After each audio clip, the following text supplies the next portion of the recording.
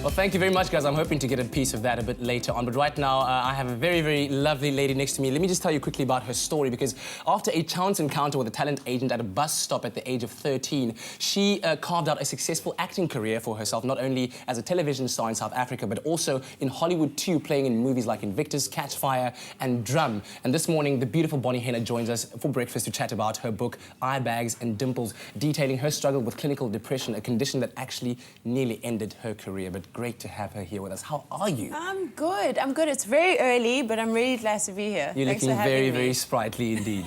But let's talk about this book of yours, and let's kind of date it back to 2008 when you were diagnosed with clinical depression. Yes. What were some of the initial thoughts and emotions that you were experiencing?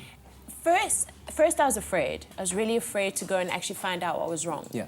Although I had a feeling. But I thought it was probably too far gone, because by now I was having panic attacks, which is what finally prompted me to seek urgent help. Mm-hmm. But when I found out what it was, I was relieved, but I was also angry. I felt like I had lost out on so many years fighting this unseen enemy. And so in a weird way, I wanted revenge. Wow. And that's how the book began. Yeah. Oh wow, it's such. I mean, I read excerpts out of the book talking about how the incident with your mom, the one evening when she said that she was going to actually take her own life, and how you the next morning kind of let go of your childhood at a very, very young age. Yeah, it was a harrowing experience, and I think the trauma of it all kind of accumulated eventually into this place I was at. Yeah. When you say you felt like something was wrong, what is it that kind of prompted that? What were you feeling? I just felt like I was barely surviving. You know, I had no energy. I was always anxious. I was always just on. It felt like I was always on the verge of calamity or chaos. Yeah. And I just knew that other people didn't feel like that, and I just had lived with it for so long. Yeah. Now I knew that it was actually gaining on me. Yeah. And it really couldn't have happened at a worse time in your career. That was the worst time it could have happened. What were you doing at that moment? I had just finished Catch a Fire and done a US tour, a Catch a Fire press tour, and it was well received. People were saying, a star is born, you know, she's the next big thing, da-da-da, and then this thing hits me, and I'm just out. So how were you handling that kind of double life of yours? Because on camera, you had to be on point, you had to do what you had to do, but behind the scenes, it was very different. It was performance all the way. And I actually think the depression made me a better performer. Really? Yeah, because socially I was performing as well. Because I put on a mask, I had to act like I was fine. Yeah. I was happy and I was living the life. And when I was on camera, I had to up it a notch as well. But then when you actually did, let's say, come out with it, if you want to call it that, you actually got some, I don't know if this is kind of hostile feedback, where one person actually tweeted to you that, but depression is actually a white disease. Yeah. And that's exactly, I think, what happens right now in our culture. That's the problem. People don't understand it, right? Yeah, that's the problem. And I wanted to prompt those conversations with this book. And it's good that people are saying things like that, because then we can address it and say, or attack. Address it and say that's actually not true, and this is why it's not true, and here's evidence. Where did you draw your strength from that kept you going? My faith, definitely. My husband, and I'm also just stubborn. I'm just relentless. So it kind of helped. Yeah, I'm not going down without a fight. Oh, that's my me. goodness! Wow. And so further than that, you said you got some feedback from some people that have picked up the book and read it. What's been the response so far? The response to the book has been so overwhelming. I'm so absolutely grateful and blessed. I didn't expect it, didn't see it coming.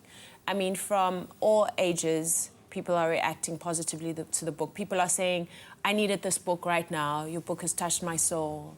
Or this book speaks to every age of my growth.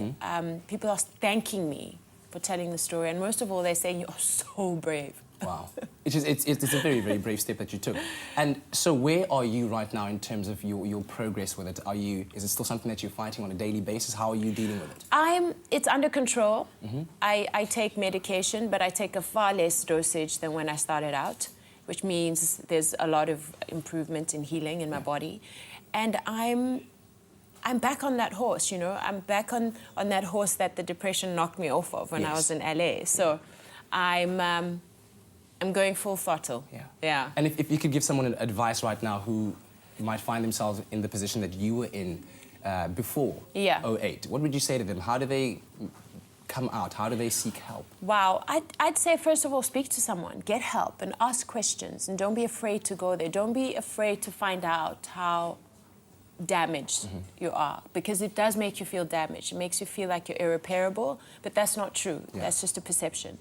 And you can actually have a full life, you know? Yeah. It's just about dealing with this aspect of your life. It doesn't have to completely overshadow every other aspect of your life, yeah. And I must say, I'm very excited personally to hear what's going to be coming up in the pipeline in your career. Definitely. What is happening right now? What are the developments? Well, there's a lot going on. I'm promoting the book, obviously, so Yes. I'm getting invited to lots of talks and corporate gigs. And of course, the acting thing. So I've just done a stint on Rhythm City, but in early Jan, I'll be doing a series, an international series, but it's set locally. So that's really exciting. And I'm just kicking it, man.